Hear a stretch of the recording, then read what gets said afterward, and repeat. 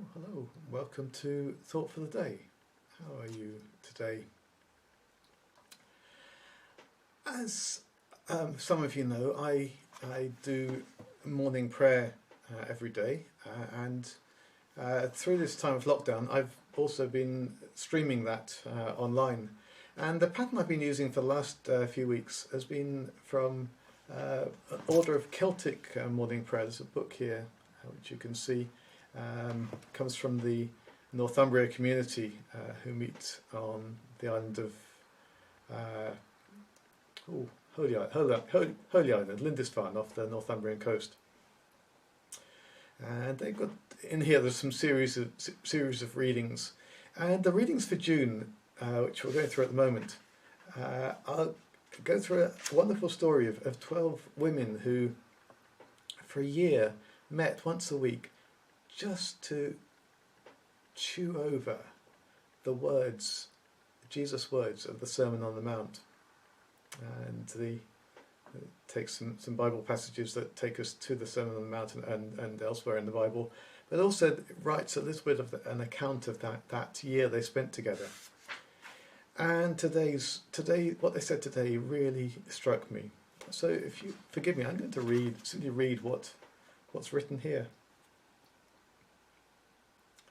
In the early days, it seemed that each week one of us would come on Wednesday with a crisis. I remember the morning Susie arrived, with unshed tears. Her boss had asked her to work on Christmas Day because the rest of us want to be home with our kids and you don't have any. She'd recently miscarried for the second time. Had been told that bearing a child wouldn't be possible. Heartbroken, we sat with Susie and mourned. Silence was a major part of our time together anyway. We found that God entered our silence more readily than our words.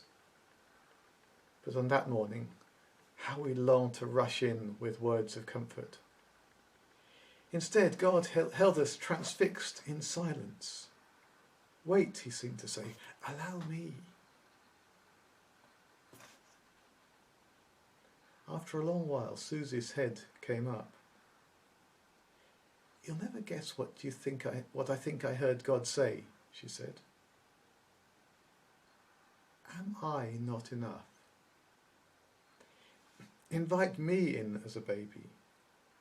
Make a manger of your heart for the Christ child. Nurture me and let me grow. Then see what I will do. Susie left that day a different woman. Within a year, adopted a beautiful baby boy, followed by a baby girl a few years later. But the real treasure she found on that day was that he is enough.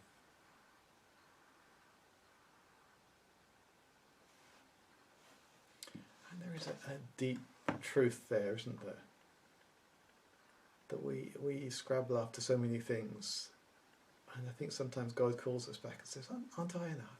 Isn't a relationship with me enough? So in our human relationships, we can be worrying about all sorts of things. And then we come back to one special person and think, actually, being with you is better than all these things I was wasting time over. One of my favourite chapters, well, I've got lots of favourite chapters, but one of the passages I come back to in the Bible is from the book of Isaiah. Towards the end of the book, as he's talking about the hope he has for his people. And he says, come, all you who are thirsty, come to the waters. You who have no money, come, buy and eat. Come, buy wine and milk without money and without cost. It's a verse that's recent days been a bit of a vision for me for the food bank we started here. It's a place where God wants to bless people. But then he carries on, second verse, he says, God asks people, why spend money on what is not bread, and your labour on what does not satisfy? Why spend money on what is not bread, and your labour on what does not satisfy? Listen to me, and eat what is good, and you will delight in the richest of fare. And why is it that we spend our time and our energy getting things that don't last, that don't satisfy. And God invites us to come and listen to him.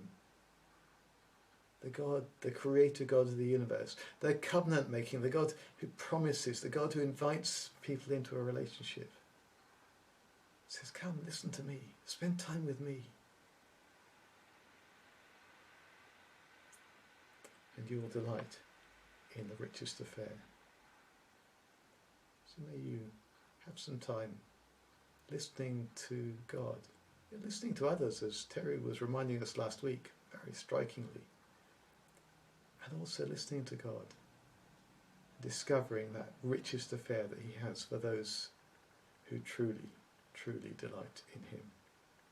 God bless you today.